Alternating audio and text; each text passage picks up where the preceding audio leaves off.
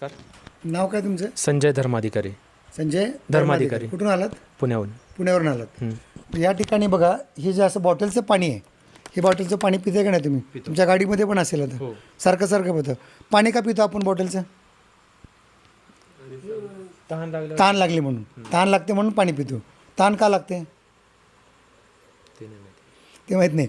म्हणजे ताण का लागते की पाण्यातले जे मिनरल्स आहेत ही आपल्या शरीराला गरज असते म्हणून ताण लागते आणि ते आपण पितो. म्हणजे ह्याच्यातले सगळे मिनरल्स काढून टाकलेले आहेत. ह्याच्यात मिनरल्स नाहीत, नुसतं दिसायला स्वच्छ पाणी आहे. आता कुठल्याही कंपनीचं असू दे, आपण हे लेबल काढून टाकू आपण, समजा हे त्याचं असं का आपल्या कंपनीचं काही घेणं देणं नाही आहे. पण ह्या कंपनीचा बॉटल आहे, हे पाणी पितो आहे. आता ह्या पाण्याची बॉटलचं तुम्हाला दाखवतो. तुमच्या अगोदर शरीराची ताकद बघू. असं घ्या. आता जसं बाबांना केलं तसं बघू. या पुढे जरा मागं लागलं. नाव काय म्हणलं पहिलं? संजय धर्माधिकारी. संजयजी धर्माधिकारी पुण्याहून आले आहेत. यांची आपण ताकद बघू.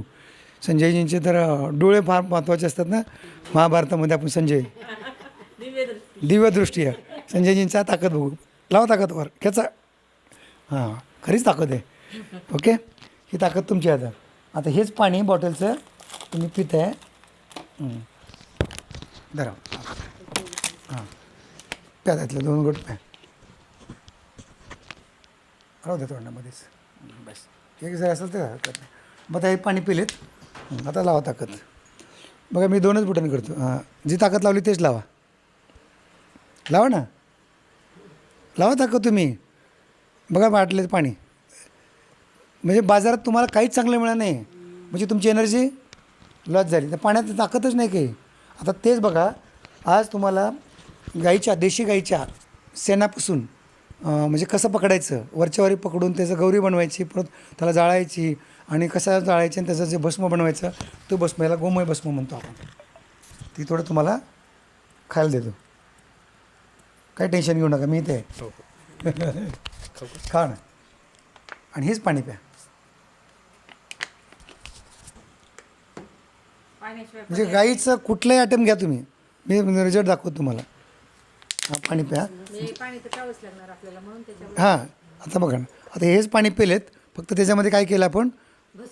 हां, गोमय भस्म टाकलेलं आहे. लावा ताकद. ती लावली तीच. लावा ताकद. खेचावर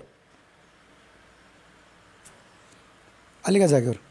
म्हणजे जी पहिली ताकद तुमची होती ती ॲजिटी झाली. म्हणजे ह्याच्यात आता तुम्ही हे जर पाणी पित असाल तर प्या. अजून थोडं पावडर असेल तर पिऊन घ्या. काय थोडंसं तुम्हाला.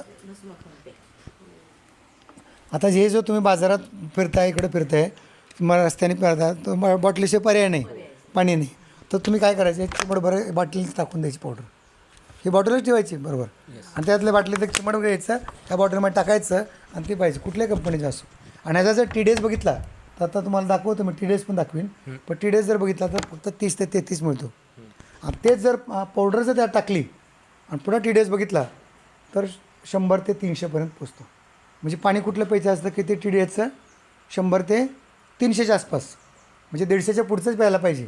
म्हणलं की ताबडतोब थोडंसं पावडर टाकून त्यात प्यायचं. म्हणजे TDS पण आपल्याला पाणी मिळेल आणि स्वच्छ पाणी पण मिळेल, एनर्जी पण मिळेल. मग आता गोमय भस्म वापरणार की नाही तुम्ही? हो, वापरणार नक्की. हो. हे प्रयोग जे केला ते योग्य बरोबर वाटलं का? मी बरोबर.